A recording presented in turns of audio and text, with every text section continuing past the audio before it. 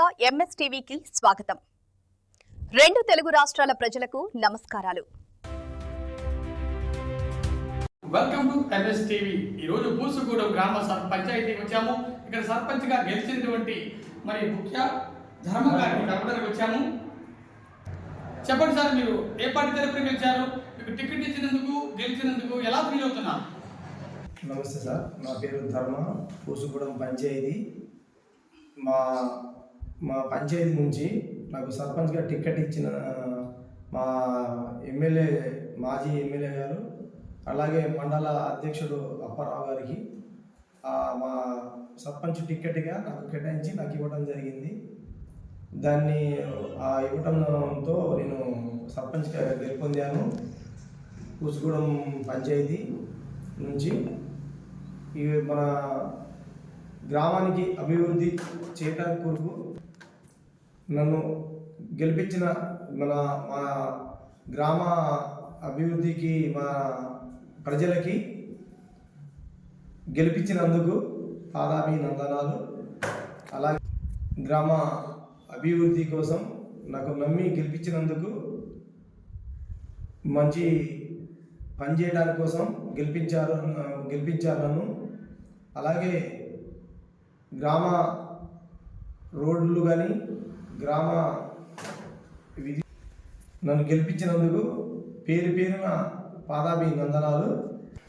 Okay sir, గెలిచారు కదా, పూసుగూడెం తరపున ప్రజలు గెలిపించారు. గెలిచిన తర్వాత పూసుగూడెం గ్రామ ప్రజలకు ఎటువంటి సంక్షేమ అభివృద్ధి కార్యక్రమాలు చేయబోతున్నారు?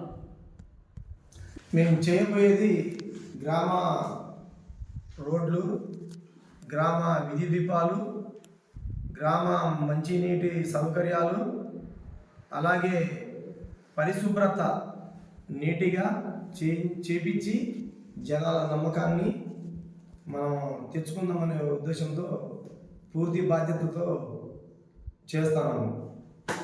రాజకీయంలోకి మీరు దేనికోసం వచ్చారు? సర్పంచ్గా ఎందుకు గెలిచారు చెప్పగలుగుతారా?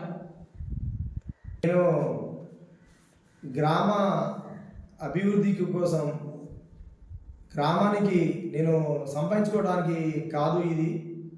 నేను గ్రామ అభివృద్ధి కోసం గట్టిగా చేపించి చూసి అందరినీ చూపించాలనే ఉద్దేశంతో నేను ఎన్నికై ఉన్నాను. ప్రతి ఏ కోణంలో ఆలోచించినా ప్రతిదీ న్యాయంగా అభివృద్ధి చేస్తానని చెప్పేసి ఈ నమ్మకంతో నన్ను గెలిపించడం చేశారు. కాబట్టి చేస్తానని నేను హామీ ఇచ్చాను జనాభాకి, అట్లనే చేస్తాను. ఓకే సార్, గతంలో మీరు ఏం చేసేవాళ్ళు? బీఆర్ఎస్ పార్టీలో ఎన్ని సంవత్సరాల నుంచి పనిచేస్తున్నారు? ఇక 3 సంవత్సరాల నుంచి నేను పనిచేస్తున్నాను. అట్లాగే చిన్న స్థాయి నుంచి ఎదిగిన నేను ఏంటంటే అనేక కష్టాలు, రైతు పనిచేసి రైతు పంటలతో పక్కన ఉన్న పొలాలతో సహా కూడా ప్రతి ఒక్కరిని ఎలా పండించాలి, ఎట్లా చేయాలనే కోణంతో తీసుకుంటూ ప్రతి పంటలో ఏ విధంగా మనం ముందుకు వెళ్ళాలని చెప్పేసి ప్రతి రైతు నేను ఏ పంట వేస్తే ఆ పంట వేసేవాళ్ళు. అది పూర్తి నా కోరిక నెరవేర్చింది. దాని తర్వాత జనాలలో మనం ఇది కూడా ఒకసారి చేసి చూపించి మనం గెలిపించిన తర్వాత చేయదలుచుకున్న పనులని చూపిద్దామనే ఉద్దేశంతో నేను గెలుపొందాను. అందుకే ఈ రాజకీయంలో వచ్చి చూపిద్దామనే ఉద్దేశంతో ఈ రాజకీయంలో రావడం జరిగింది.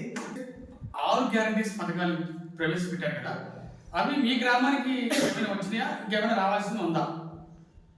ఇంద్రమ్మ ఇల్లు అయితే కాంగ్రెస్ గవర్నమెంట్ నుంచి అయితే మాత్రం ఇంద్రమ్మ ఇల్లు కొంచెం వచ్చి నడుస్తున్నాయి.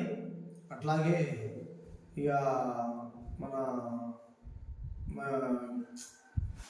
కాంగ్రెస్ గవర్నమెంట్ నుంచి అయితే గృహజ్యోతి అయితే ఇక ఒక 30% కాకుండా 70% అయితే జనాలకి అభివృద్ధిలో ఉన్నది. ఇంద్రమ్మ ఇల్లు అభివృద్ధిలో ఉంది. ఈ 2 పథకాలు మాత్రం కనపడుతున్నాయి.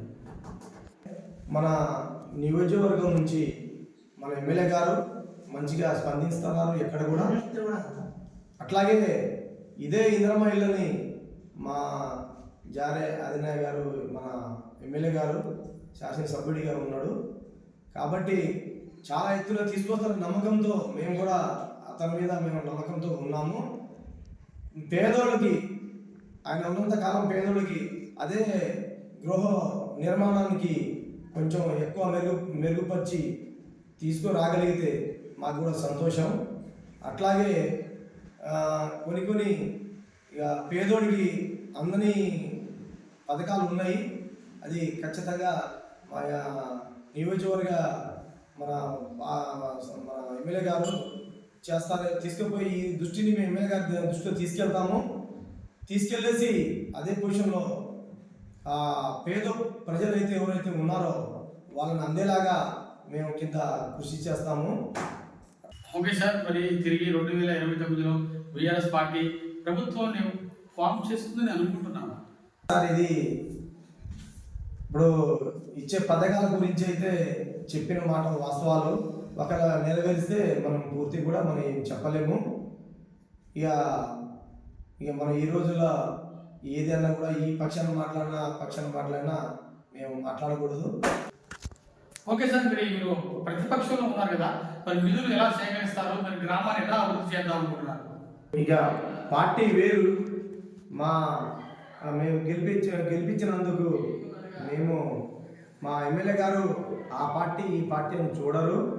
కాబట్టి మన మురుగల్పల్లి మండలం మన 5 మండలాలైనా కూడా ప్రతి ఒక్కరికి చెప్తున్నారు, పార్టీ గతంలో మాకు ఈ పార్టీ గిట్టిలేం లేదు, ప్రతి ఒక్కరికి మనం అభివృద్ధిని బరాబర్ తీసుకెళ్ళేసి మేము ప్రతి ఒక్క సర్పంచ్లో అయినా కూడా కింద స్థాయిలో వార్డులోకి అయినా కూడా తెలియపరుస్తాం. వాళ్ళ ద్వారాగా మేము అందించి మేము బరాబర్గా పనిచేస్తామని ఎమ్మెల్యే గారు చెప్పడం జరిగింది. మాకు కూడా నమ్మకం ఉంది, మా ఎమ్మెల్యే గారి మీద నమ్మకం ఉంది. ప్రతిదీ చిన్న పేద తేడా లేకుండా చూస్తారన్న మాట మాకు హామీ ఇస్తున్నారు. అట్లాగే మేము కూడా ప్రతిపక్షంలాగా కాకుండా వాళ్ళకి మేము ఇచ్చిన ఏదైనా లోటుబాటు ఉన్నా మేము ఎమ్మెల్యే గారి దృష్టిలో తీసుకెళ్తున్నాం. మాకు చేస్తున్నారు, మంచిగా ఏదైనా అందిస్తున్నారు. మన ఏది చేసినా, ఏ సమయానికి ఫోన్ చేసినా, ఏదైనా ప్రాణం మీదకి వచ్చినా స్పందిస్తారు.